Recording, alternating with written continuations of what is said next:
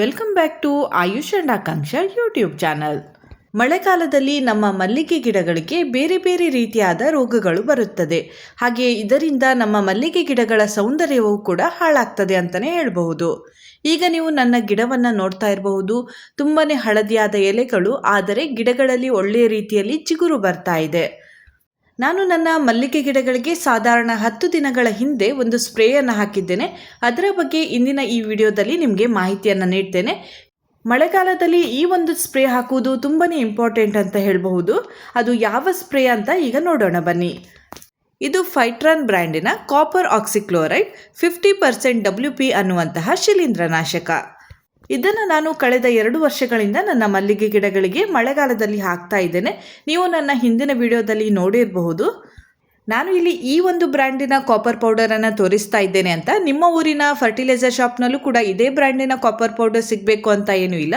ಬೇರೆ ಒಂದು ಬ್ರ್ಯಾಂಡಿನ ಕಾಪರ್ ಪೌಡರ್ಗಳು ಸಿಗಬಹುದು. ಅದರಲ್ಲಿ ಮುಖ್ಯವಾಗಿ ಕ್ರಿಸ್ಟಲ್ ಕ್ರಾಪ್ ಪ್ರೊಟೆಕ್ಷನ್ ಅನ್ನುವಂತಹ ಕಂಪನಿಯ ಬ್ಲೂ ಕಾಪರ್ ಅನ್ನುವಂತಹ ಒಂದು ಪೌಡರ್ ಕೂಡ ಸಿಗ್ತದೆ. ಅದು ಕೂಡ ಸೇಮ್ ಒಂದು ಕೆಲಸವನ್ನು ಮಾಡ್ತದೆ ಅಂತ ಹೇಳಬಹುದು.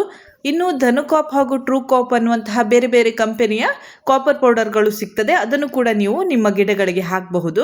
ಹೀಗೆ ಬೇರೆ ಬೇರೆ ಊರಿನ ಫರ್ಟಿಲೈಸರ್ ಶಾಪ್ನಲ್ಲಿ ಬೇರೆ ಬೇರೆ ಬ್ರ್ಯಾಂಡಿನ ಒಂದು ಕಾಪರ್ ಪೌಡರ್ಗಳು ಸಿಗ್ತದೆ. ನೀವು ನಿಮ್ಮ ಫರ್ಟಿಲೈಸರ್ ಶಾಪ್ಗೆ ಹೋಗಿ ಕೇಳಿದಾಗ ಅವರು ನಿಮಗೆ ಕೊಡ್ತಾರೆ. ಅದನ್ನು ನೀವು ನಿಮ್ಮ ಗಿಡಗಳಿಗೆ ಹಾಕುವುದರಿಂದ ಗಿಡಗಳಲ್ಲಿ ಉಂಟಾಗುವಂತಹ ಬೇರೆ ಬೇರೆ ರೀತಿಯಾದ ರೋಗಗಳನ್ನು ನೀವು ಕಂಟ್ರೋಲ್ಗೆ ತರಬಹುದು. ಇಲ್ಲಿ ನಾನು ರೋಗಗಳನ್ನು ಕಂಟ್ರೋಲ್ಗೆ ತರಬಹುದು ಅಂತ ಹೇಳಿದ್ದೇನೆ. ಹಾಗಾದರೆ ಯಾವೆಲ್ಲ ರೋಗಗಳನ್ನು ಇದು ಕಂಟ್ರೋಲ್ ಮಾಡ್ತದೆ, ಹಾಗೆ ಇದರಿಂದ ನಮ್ಮ ಮಲ್ಲಿಗೆ ಗಿಡಗಳಿಗೆ ಯಾವೆಲ್ಲ ಉಪಯೋಗ ಇದೆ ಅಂತ ಈಗ ತಿಳಿದುಕೊಳ್ಳೋಣ. ಕೆಲವೊಮ್ಮೆ ನಮ್ಮ ಮಲ್ಲಿಗೆ ಗಿಡಗಳ ಗೆಲ್ಲುಗಳು ಒಣಗುತ್ತಾ ಬರ್ತದೆ. ಆ ಒಂದು ಸಂದರ್ಭದಲ್ಲಿ ನಾವು ಇದನ್ನು ಸ್ಪ್ರೇ ಮಾಡಬಹುದು.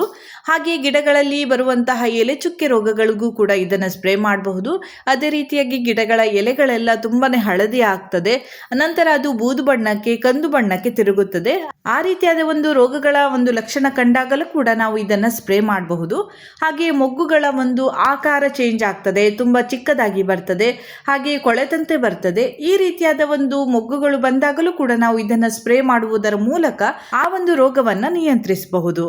ಹೀಗೆ ಈ ಒಂದು ಪೌಡರನ್ನು ನಮ್ಮ ಗಿಡಗಳಿಗೆ ಹಾಕುವುದರಿಂದ ವಿವಿಧ ರೀತಿಯಾದ ಪ್ರಯೋಜನಗಳಿವೆ ಅಂತಲೇ ಹೇಳಬಹುದು. ಇದನ್ನು ನಾನು ಸಾಧಾರಣ 10 ದಿನಗಳ ಹಿಂದೆ ನನ್ನ ಮಲ್ಲಿಗೆ ಗಿಡಗಳಿಗೆ ಹಾಕಿದ್ದೇನೆ. ಹಾಗೆ ಅದನ್ನು ಹಾಕುವ ಮೊದಲು ಸ್ವಲ್ಪ ತಯಾರಿಯನ್ನು ಮಾಡಿಕೊಂಡಿದ್ದೇನೆ. ಅದು ಯಾವ ರೀತಿ ಅಂತ ತೋರಿಸ್ತೇನೆ ನೋಡಿ. ನಿಮಗೆಲ್ಲರಿಗೂ ತಿಳಿದಿರುವಂತೆ ನನ್ನ ಗಿಡದಲ್ಲಿ ಈ ರೀತಿಯಾದ ಕಪ್ಪು ಬಣ್ಣದ ಪಾಚಿ ಅಥವಾ ಪಾಮಾಚಿ ಅಂತ ಹೇಳ್ತಾರೆ, ಆ ರೀತಿಯಾಗಿ ಬಂದಿದೆ ನೋಡಿ. ಇದು ಎಲ್ಲರೂ ನೋಡೇ ಇರ್ತೀರಾ. ಅದನ್ನು ನಾನು ಹೀಗೆ ಬ್ರಷ್ನಿಂದ ಸ್ವಲ್ಪ ಕ್ಲೀನ್ ಮಾಡ್ಕೊಳ್ತಾ ಇದ್ದೇನೆ. ನಾವು ಈ ಕಾಪರ್ ಪೌಡರನ್ನು ಹಾಕುವುದರಿಂದ ಈ ರೀತಿಯಾದ ಕಪ್ಪು ಬಣ್ಣದ ಪಾಚಿಯೂ ಕೂಡ ಸ್ವಲ್ಪ ಕಂಟ್ರೋಲಿಗೆ ಬರ್ತದೆ. ಹಾಗಾಗಿ ಇದನ್ನು ಸ್ವಲ್ಪ ಸ್ಪ್ರೇ ಮಾಡುವ ಮೊದಲು ಸ್ವಲ್ಪ ಕ್ಲೀನ್ ಮಾಡಿಕೊಳ್ತೇನೆ. ನಾನು ಇದನ್ನು ಯಾಕೆ ಹೀಗೆ ಮಾಡ್ತಾ ಇದ್ದೇನೆ ಅಂದರೆ, ನಾನು ಇದನ್ನು ಈಗ ಸ್ಪ್ರೇ ಮಾಡುವಾಗ ಅದು ಡೈರೆಕ್ಟಾಗಿ ನಮ್ಮ ಗಿಡದ ಕೊಂಬೆಗೆ ತಾಗಬೇಕು. ನಾನು ಈಗ ಡೈರೆಕ್ಟಾಗಿ ಸ್ಪ್ರೇಯನ್ನು ಮಾಡಿದರೆ ಅದರ ಮೇಲಿರುವ ಕಪ್ಪು ಬಣ್ಣದ ಪಾಮಾಚಿಗೆ ನಾನು ಹಾಕಿದಂತಹ ಸ್ಪ್ರೇ ತಾಗ್ತದೆ. ಮೆಡಿಸಿನ್ ಗಿಡಕ್ಕೆ ಡೈರೆಕ್ಟಾಗಿ ತಾಗುವುದಿಲ್ಲ. ಹಾಗಾಗಿ ಸ್ವಲ್ಪ ಕ್ಲೀನನ್ನು ಮಾಡಿಕೊಳ್ತಾ ಇದ್ದೇನೆ. ಇಲ್ಲಿ ನೀವು ನೋಡ್ತಾ ಇರಬಹುದು. ಇದೇ ರೀತಿಯಾಗಿ ಎಲ್ಲ ಗಿಡದ ಕಪ್ಪು ಬಣ್ಣದ ಮೇಲ್ಪದರವನ್ನು ನಾನು ಸ್ವಲ್ಪ ಸ್ವಲ್ಪ ಕ್ಲೀನ್ ಮಾಡ್ಕೊಳ್ತೇನೆ. ಡೀಪಾಗಿ ಕ್ಲೀನ್ ಮಾಡಲು ತುಂಬ ಸಮಯ ಬೇಕಾಗ್ತದೆ. ಮಳೆಗಾಲದಲ್ಲಿ ನಮಗೆ ಸ್ಪ್ರೇ ಮಾಡಲು ತುಂಬ ಏನು ಸಮಯ ಸಿಗುವುದಿಲ್ಲ.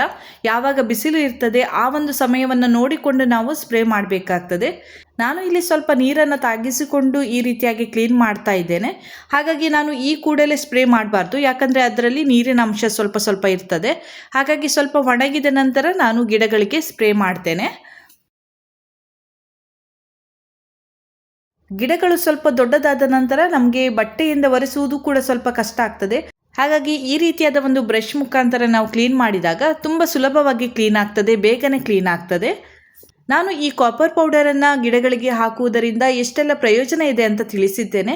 ಹಾಗೆ ಮಳೆಗಾಲದಲ್ಲಿ ಇನ್ನೂ ಹೆಚ್ಚಿನ ಪ್ರಯೋಜನಗಳಿವೆ, ಅದನ್ನು ಕೂಡ ತಿಳಿಸ್ತೇನೆ. ಈ ಒಂದು ಕಾಪರ್ ಪೌಡರ್ ಕಾಂಟ್ಯಾಕ್ಟ್ ಫಂಗಿಸೈಡ್ ಅಂತ ನಾನು ಆವಾಗಲೇ ಹೇಳಿದ್ದೇನೆ. ಅಂದರೆ ನಾವು ಎಲ್ಲೆಲ್ಲ ಇದನ್ನು ಸ್ಪ್ರೇ ಮಾಡ್ತೇವೆ ಆ ಎಲ್ಲ ಜಾಗದಲ್ಲಿ ಯಾವುದೇ ರೀತಿಯಾದ ರೋಗಗಳು ಬರದಂತೆ ಅದು ಪ್ರೊಟೆಕ್ಟ್ ಮಾಡ್ತದೆ. ಮಳೆಗಾಲ ಅಂತ ತಕ್ಷಣ ವಾತಾವರಣದಲ್ಲಿ ತೇವಾಂಶ ಇದ್ದೇ ಇರ್ತದೆ. ಇದರಿಂದ ಶಿಲೀಂಧ್ರಗಳ ರೋಗಗಳು ತುಂಬಾನೇ ಹರಡುತ್ತದೆ. ಹಾಗಾಗಿ ನಾವು ಇದನ್ನು ಗಿಡಗಳಿಗೆ ಹಾಕುವುದರಿಂದ ಆ ರೀತಿಯಾದ ಶಿಲೀಂಧ್ರಗಳಿಂದ ಬಾಧೆಯಾಗುವಂತಹ ಹಲವಾರು ರೋಗಗಳನ್ನು ತಡೆಯುತ್ತದೆ. ನಾವು ಮಳೆಗಾಲದ ಪ್ರಾರಂಭದಲ್ಲೇ ಈ ರೀತಿಯಾದ ಪೌಡರನ್ನು ಗಿಡಗಳಿಗೆ ಹಾಕುವುದರಿಂದ, ಅಂದರೆ ನೀರಿನಲ್ಲಿ ಮಿಕ್ಸ್ ಮಾಡಿ ಅದನ್ನು ಸ್ಪ್ರೇ ಮಾಡಬೇಕು. ಅದನ್ನು ಹಾಕುವುದರಿಂದ ಗಿಡಗಳ ಎಲೆಗಳು ಹಳದಿ ಆಗುವುದು, ಎಲೆ ಚುಕ್ಕೆ ಬರುವುದು, ಈ ರೀತಿಯಾದ ಮಳೆಗಾಲದಲ್ಲಿ ಬರುವಂತಹ ಎಲೆಗಳ ಒಂದು ಪ್ರಾಬ್ಲಮನ್ನು ಕೂಡ ಇದು ಕಂಟ್ರೋಲ್ ಮಾಡ್ತದೆ. ಆದರೆ ನಾನು ಈ ಬಾರಿ ಹಾಕುವಾಗ ಸ್ವಲ್ಪ ಲೇಟ್ ಆಗಿದೆ, ಹಾಗಾಗಿ ಇಷ್ಟರೊಳಗೆ ನನ್ನ ಗಿಡದ ಎಲೆಗಳೆಲ್ಲ ಸ್ವಲ್ಪ ಹಾಳಾಗಿದೆ. ಇನ್ನು ಮಳೆಗಾಲದಲ್ಲಿ ಸತತವಾಗಿ ಮಳೆ ಬರ್ತಾ ಇರ್ತದೆ. ಇದರಿಂದ ಎಳೆಯಾದ ಒಂದು ಕೊಂಬೆಗಳು ಕೊಳೆಯಲು ಪ್ರಾರಂಭವಾಗ್ತದೆ. ಆ ರೀತಿಯಾದ ಒಂದು ಕೊಳೆಯುವಂತಹ ರೋಗವನ್ನು ಕಂಟ್ರೋಲ್ ಮಾಡಲು ನಾವು ಇದನ್ನು ಹಾಕಬಹುದು. ಹಾಗೆಯೇ ನಾನು ಆವಾಗ ಹೇಳಿದಂತೆ ಗಿಡಗಳ ಗೆಲ್ಲುಗಳು ಒಣಗುವುದನ್ನು ಕೂಡ ಇದು ಕಂಟ್ರೋಲ್ಗೆ ತರ್ತದೆ. ಹಾಗೆ ಮಳೆಗಾಲ ಅಂದ ತಕ್ಷಣ ತುಂಬಾ ಜೋರಾಗಿ ಗಾಳಿ ಬರುವುದು ಸಾಮಾನ್ಯ. ಆ ಒಂದು ಸಂದರ್ಭದಲ್ಲಿ ಕೆಲವೊಮ್ಮೆ ಗೆಲ್ಲುಗಳೆಲ್ಲ ಕಟ್ಟಾಗಿ ಬೀಳ್ತದೆ. ಆ ಕಟ್ಟಾದಂತಹ ಜಾಗದಲ್ಲಿ ಗೆಲ್ಲುಗಳೆಲ್ಲ ಕೊಳೆಯಲು ಪ್ರಾರಂಭವಾಗ್ತದೆ. ಆ ಒಂದು ಸಮಸ್ಯೆಯನ್ನು ಕೂಡ ಇದನ್ನು ಹಾಕುವುದರಿಂದ ನಾವು ಕಂಟ್ರೋಲ್ಗೆ ತರಬಹುದು. ಮಳೆಗಾಲದ ಒಂದು ತಂಪು ವಾತಾವರಣದಲ್ಲಿ ಶಿಲೀಂಧ್ರಗಳ ಜೊತೆಗೆ ಬ್ಯಾಕ್ಟೀರಿಯಾಗಳು ಕೂಡ ನಮ್ಮ ಗಿಡಗಳ ಮೇಲೆ ದಾಳಿ ಮಾಡ್ತದೆ ಅಂತಲೇ ಹೇಳಬಹುದು. ಈ ಒಂದು ಕಾಪರ್ ಆಕ್ಸಿಕ್ಲೋರೈಡ್ ಶಿಲೀಂಧ್ರನಾಶಕ ಮಾತ್ರವಲ್ಲದೆ ಬ್ಯಾಕ್ಟೀರಿಯಾವನ್ನು ಕೂಡ ನಾಶ ಮಾಡುವುದರಿಂದ ನಮ್ಮ ಗಿಡಗಳಿಗೆ ಡಬಲ್ ಪ್ರೊಟೆಕ್ಷನ್ ಅನ್ನು ನೀಡ್ತದೆ ಅಂತಲೇ ಹೇಳಬಹುದು. ಹೀಗೆ ಇದನ್ನು ನಾವು ನಮ್ಮ ಮಲ್ಲಿಗೆ ಗಿಡಗಳಿಗೆ ಸ್ಪ್ರೇ ಮಾಡುವುದರಿಂದ ಮಳೆಗಾಲದಲ್ಲಂತೂ ತುಂಬಾ ಒಳ್ಳೆಯ ಒಂದು ಉಪಯೋಗ ಆಗ್ತದೆ. ಹಾಗಾಗಿ ನಾವು ತಪ್ಪದೆ ಈ ರೀತಿಯಾದ ಯಾವುದೇ ಒಂದು ಮೆಡಿಸಿನನ್ನು ಗಿಡಗಳಿಗೆ ಸ್ಪ್ರೇ ಮಾಡಬೇಕು. ಸ್ಪ್ರೇ ಮಾಡುವಾಗ ಅಳತೆಯನ್ನು ಸರಿಯಾಗಿ ನೋಡಿಕೊಂಡು ಸ್ಪ್ರೇ ಮಾಡಬೇಕಾಗ್ತದೆ. ಇಲ್ಲಿ 1 ಲೀಟರ್ ನೀರಿಗೆ 3 ಗ್ರಾಮ್ನಷ್ಟು ಹಾಕಿ ಸ್ಪ್ರೇ ಮಾಡಬೇಕಾಗ್ತದೆ. ಇಲ್ಲಿ ನಾನು ಮೆಡಿಸಿನ್ನ ಮುಚ್ಚಳದ ಒಂದು ಅಳತೆಗೆ ಹಾಕ್ತಾ ಇದ್ದೇನೆ. ಇದರಲ್ಲಿ MLನ ಒಂದು ಅಳತೆ ಇರ್ತದೆ. 3 ಗ್ರಾಮ್ ಅಂದರೆ ಸಾಧಾರಣ 5 mlನಷ್ಟು ಈ ಪೌಡರ್ ಬರ್ತದೆ. ಆ ಒಂದು ಅಳತೆಯಲ್ಲಿ ನಾನು ಹಾಕ್ತಾ ಇದ್ದೇನೆ. ಇದು 3 ಲೀಟರ್ನ ಕ್ಯಾನ್. ಇದು 3 ಲೀಟರ್ನ ಕ್ಯಾನ್ ಆಗಿರುವುದರಿಂದ ನಾನು ಇಲ್ಲಿ 15 mlನಷ್ಟು ಈ ಪೌಡರನ್ನು ಹಾಕ್ತಾ ಇದ್ದೇನೆ. ಹಾಗೆ ಇದನ್ನು ನೋಡಿ ಸರಿಯಾಗಿ ಮಿಕ್ಸ್ ಮಾಡಿಕೊಳ್ಬೇಕು. ಈ ರೀತಿಯಾಗಿ ಸರಿಯಾಗಿ ಮಿಕ್ಸ್ ಮಾಡಿದ ನಂತರವೇ ಗಿಡಗಳಿಗೆ ಸ್ಪ್ರೇ ಮಾಡಬೇಕಾಗ್ತದೆ. ಹಾಗೆ ಸ್ಪ್ರೇ ಮಾಡುವಾಗ ನಾನು ಯಾವಾಗಲೂ ಹೇಳುವಂತೆ ಗ್ಲೌಸ್ ಮತ್ತು ಮಾಸ್ಕನ್ನು ತಪ್ಪದೆ ಹಾಕಿ ನೀವು ಗಿಡಗಳಿಗೆ ಸ್ಪ್ರೇ ಮಾಡಬೇಕಾಗ್ತದೆ.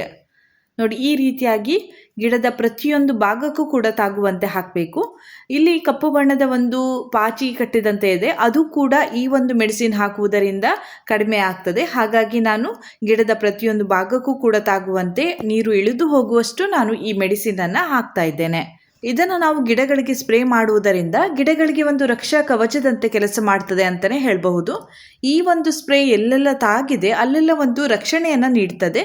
ಹಾಗಾಗಿ ನಾವು ಪ್ರತಿಯೊಂದು ಭಾಗಕ್ಕೂ ಕೂಡ ತಾಗುವಂತೆ ಈ ರೀತಿಯಾಗಿ ಸ್ಪ್ರೇ ಮಾಡಬೇಕಾಗ್ತದೆ. ಗಿಡದ ಗೆಲ್ಲುಗಳಿಗೆ, ಕಾಂಡಕ್ಕೆ ಹಾಗೆ ಎಲೆಗಳಿಗೆ ಪ್ರತಿಯೊಂದು ಭಾಗಕ್ಕೂ ಕೂಡ ಸರಿಯಾಗಿ ಈ ರೀತಿಯಾಗಿ ನಾನು ಸ್ಪ್ರೇ ಮಾಡ್ತಾ ಇದ್ದೇನೆ. ನೋಡಿ ಇದನ್ನು ನಾವು ಗಿಡಗಳಿಗೆ ಸ್ಪ್ರೇ ಮಾಡುವ ಮೊದಲು ಮಳೆ ಬಂದಿರಬಾರ್ದು. ಅಂದರೆ ಸಾಧಾರಣ 2 ಗಂಟೆಗಳ ಕಾಲ ಆದರೂ ಬಿಸಿಲು ಬಂದಿರಬೇಕು, ಗಿಡಗಳು ಸರಿಯಾಗಿ ಒಣಗಿರಬೇಕು. ನಂತರ ಇದನ್ನು ಸ್ಪ್ರೇ ಮಾಡಬೇಕು.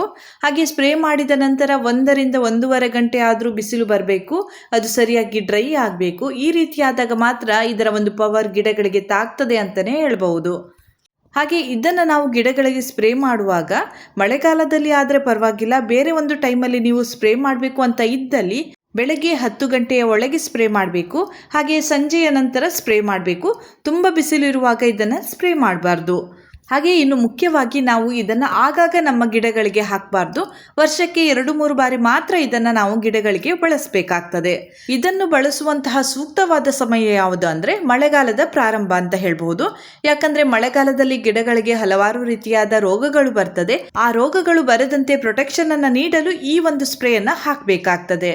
ಹಾಗೆಯೇ ನಾನು ಕಳೆದ ವರ್ಷ ಇದನ್ನು ನಾನು ಮಳೆಗಾಲದ ಪ್ರಾರಂಭದಲ್ಲಿ ಹಾಕಿದ್ದೆ. ಈ ವರ್ಷ ನಾನು ಇದನ್ನು ಹಾಕದೇ ಇದ್ದ ಕಾರಣ ಗಿಡಗಳಲ್ಲಿ ಸ್ವಲ್ಪ ಬದಲಾವಣೆ ನನಗೆ ಕಾಣಿಸ್ತಾ ಇದೆ.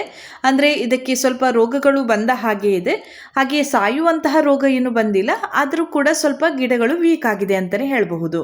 ಈ ಬಾರಿ ನಾನು ನನ್ನ ಗಿಡಗಳಿಗೆ ಈ ಮೆಡಿಸಿನ್ ಅನ್ನು ಹಾಕುವಾಗ ಸ್ವಲ್ಪ ಲೇಟ್ ಆಗಿದೆ. ಹಾಗಾಗಿ ಮುಂದೆ ನನ್ನ ಗಿಡಗಳು ಸರಿಯಾಗಬಹುದು ಅಂತ ಅನ್ಕೊಳ್ತೇನೆ. ನಾನು ಇದನ್ನು ಗಿಡಕ್ಕೆ ಹಾಕುವ ದಿನ ತುಂಬಾನೇ ಬಿಸಿಲು ಇತ್ತು, ಹಾಗಾಗಿ ಗಿಡಕ್ಕೆ ಸರಿಯಾಗಿ ತಾಗಿತ್ತು. ಹಾಗಾಗಿ ನನ್ನ ಗಿಡಗಳು ಮುಂದೆ ಸರಿಯಾಗ್ತದೆ ಅಂತ ಅನ್ಕೊಳ್ತೇನೆ. ಇದನ್ನು ನಾವು ನಮ್ಮ ಗಿಡಗಳಿಗೆ ಆಗಾಗ ಹಾಕಿದರೆ, ಹಾಗೆ ಹೆಚ್ಚು ಪ್ರಮಾಣದಲ್ಲಿ ಹಾಕಿದರೆ ಅಥವಾ ಮಧ್ಯಾಹ್ನದ ತುಂಬ ಬಿಸಿಲಿಗೆ ಹಾಕಿದರೆ ಗಿಡಗಳು ಸುಟ್ಟು ಹೋಗುವ ಚಾನ್ಸಸ್ ಇರ್ತದೆ. ಹಾಗಾಗಿ ಸ್ವಲ್ಪ ಜಾಗ್ರತೆಯಿಂದ ಇದನ್ನು ನಾವು ನಮ್ಮ ಗಿಡಗಳಿಗೆ ಹಾಕಬೇಕಾಗ್ತದೆ. ಈ ಒಂದು ಮೆಡಿಸಿನ್ ಅಂತ ಅಲ್ಲ, ಯಾವುದೇ ಒಂದು ಕೆಮಿಕಲ್ ಯುಕ್ತವಾದ ಮೆಡಿಸಿನನ್ನು ಹಾಕುವಾಗ ತುಂಬ ಜಾಗ್ರತೆಯಿಂದ ನಮ್ಮ ಗಿಡಗಳಿಗೆ ಹಾಕಬೇಕಾಗ್ತದೆ. ಇಂದಿನ ಈ ವಿಡಿಯೋದಲ್ಲಿ ಕಾಂಟ್ಯಾಕ್ಟ್ ಫಂಗಿಸೈಡ್ ಆಗಿರುವಂತಹ ಕಾಪರ್ ಪೌಡರನ್ನು ನನ್ನ ಮಲ್ಲಿಗೆ ಗಿಡಗಳಿಗೆ ಯಾವ ರೀತಿಯಲ್ಲಿ ಹಾಗೆ ಎಷ್ಟು ಪ್ರಮಾಣದಲ್ಲಿ ಹಾಕಿದ್ದೇನೆ ಅಂತ ತಿಳಿಸಿದ್ದೇನೆ. ಹಾಗೆ ಅದರ ಬಗ್ಗೆ ನನಗೆ ತಿಳಿದಷ್ಟು ಮಾಹಿತಿಯನ್ನು ಕೂಡ ನಿಮ್ಮ ಜೊತೆ ಶೇರ್ ಮಾಡಿಕೊಂಡಿದ್ದೇನೆ. ಹಾಗೆ ನಿನ್ನೆ ನಾನು ನನ್ನ ಗಿಡಗಳಿಗೆ ಬೋನ್ ಮೀಲ್ ಪೌಡರನ್ನು ಕೂಡ ಹಾಕಿದ್ದೇನೆ. ಅದರ ವಿಡಿಯೋವನ್ನು ಕೂಡ ಮಾಡಿ ಇಟ್ಟಿದ್ದೇನೆ. ಅದನ್ನು ನಾನು ಮುಂದಿನ ವಿಡಿಯೋದಲ್ಲಿ ತೋರಿಸ್ತೇನೆ. ಇಲ್ಲಿಗೆ ಇಂದಿನ ಈ ವಿಡಿಯೋವನ್ನು ನಾನು ಮುಗಿಸ್ತಾ ಇದ್ದೇನೆ. ಮುಂದಿನ ವಿಡಿಯೋದೊಂದಿಗೆ ಮತ್ತೆ ಭೇಟಿ ಆಗ್ತೇನೆ. ನನ್ನ ಈ ವಿಡಿಯೋ ಇಷ್ಟ ಆದರೆ ಲೈಕ್ ಮಾಡಿ, ಶೇರ್ ಮಾಡಿ, ಹಾಗೆಯೇ ಸಬ್ಸ್ಕ್ರೈಬ್ ಮಾಡೋದನ್ನು ಮರಿಬೇಡಿ.